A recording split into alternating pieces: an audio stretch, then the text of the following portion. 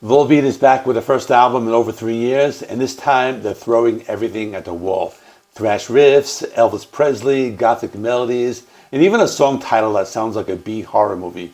But does it all work? Is God of Angels Trust their most interesting album yet, or just a chaotic mix of styles? So let's break it down. Welcome to JC Rock and Metal Reviews, a place where metal lives. Today I'm talking about the new album by Volbeat called God of Angels Trust, which was released on June 6, 2025. This is the first album in about 3.5 years, and the last one was called Servant of the Mind, which was released back in December of 2021. I also reviewed that on my channel, and I will link it to the end screen. Since then, the band went through a slight lineup change, and that would be the departure of lead guitarist Rob Caggiano, seen here looking like necrotic Nick from Thralls of Metal, in June of 2023. He'd been with the band for 10 years, which means Servant of the Mind was his last album with the band. The new album, God of Angels Trust, has their touring guitarist Flemming C. Lund. You can also hear the evolution of Michael Poulsen's vocals on the new album, and there was a review by Louder Sound that made a funny quote saying that there was a lot less James Hetfield strangling a goat in the singing department. As for the songwriting and recording process, Michael Poulsen began writing in the summer of 2024. This was after a year-long break he had to take for throat surgery related to his involvement with his second band, which is a death metal band called As in Hell. But once he got into the studio, he was able to get things done more quickly compared to the previous album, which took 3 months to write. This in turn gave the album a more urgent and immediate sound as they finished the whole album in just 13 days. According to Michael Poulsen, he wanted a more unconventional approach to songwriting. As for the sound of the album, it could be argued that it's their heaviest album in a long time, and it explores themes that were slightly darker than its predecessors. The album talks about things like satanic rites, as opposed to ghostly events while moving into a new home, as they did with the song Shotgun Blues. The album also has some variety. You could even say it's their most interesting album, but in the end, it's another Volbeat album.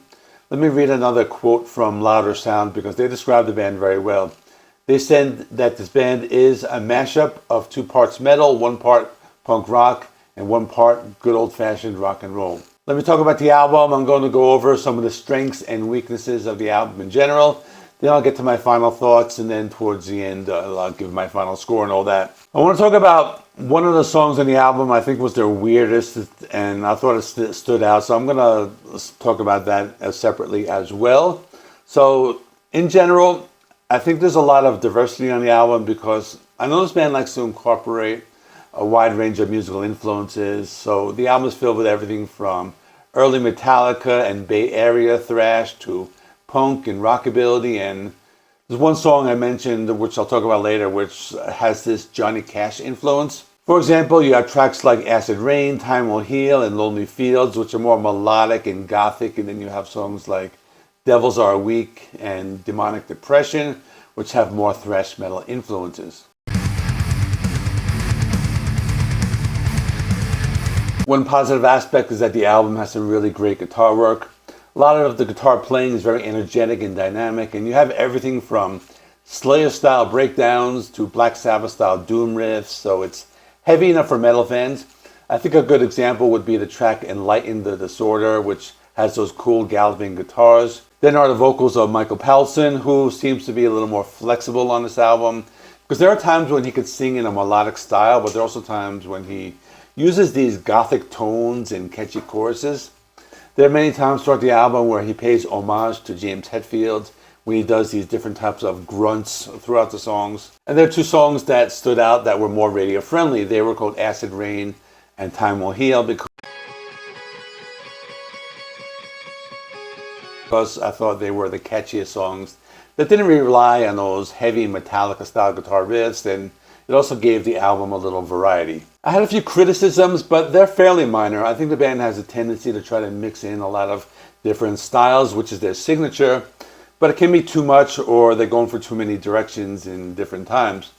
The band also has a tendency to rely on this Metallica sound and trying to like play those Black Album riffs, although I feel they do it slightly less than they have in the past. I also mentioned 2 of the songs that sounded more radio friendly, which I don't think will take away from the album, but it might alienate some fans who prefer the heavier stuff.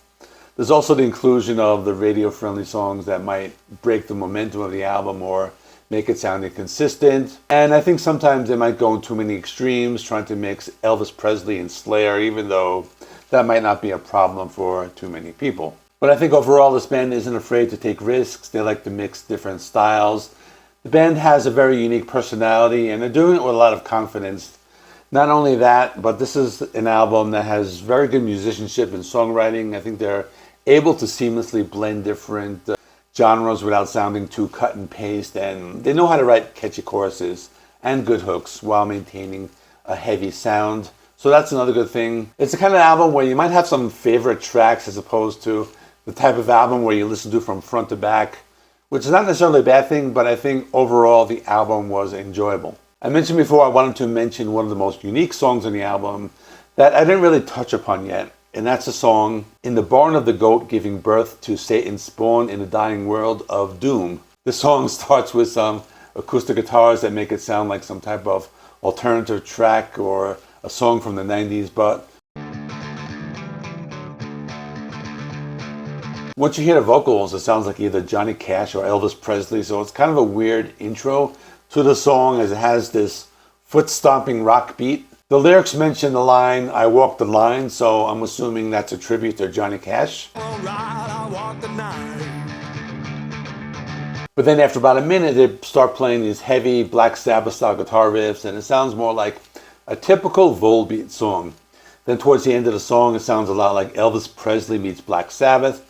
I guess that's the only way to describe it. Then at the end, they start playing these Slayer-style guitar riffs. So it was a very unique song, but it was pretty cool. Finally, there's one more song I want to mention because I thought it was pretty cool. That is the song Better Be Fueled Than Tamed. This song just kicks off with the guitars and vocals right away. There's no intro or anything like that. Kind of sounds like a very dark and gothic punk rock song, but it's just a little bit of that rock and roll mixed in. I guess that's how I would describe it. You can also hear a little bit of that Metallica influence that they like to add in to most of these songs. But they really show their Metallica influence in the middle of the song when they bring in these galloping guitars, and Michael Poulsen does these James Hetfield-style vocal techniques with oohs and things like that. Oh, yeah! Overall, God of Angels Trust is another bold step for Volbeat. It's heavy, experimental, and packed with personality, blending everything from thrash metal to punk rock to outlaw country vibes. Granted, there are moments when the genre hopping feels a little chaotic and some of the Metallica influences are still hard to ignore, but the energy, musicianship, and willingness to explore new territory really shine.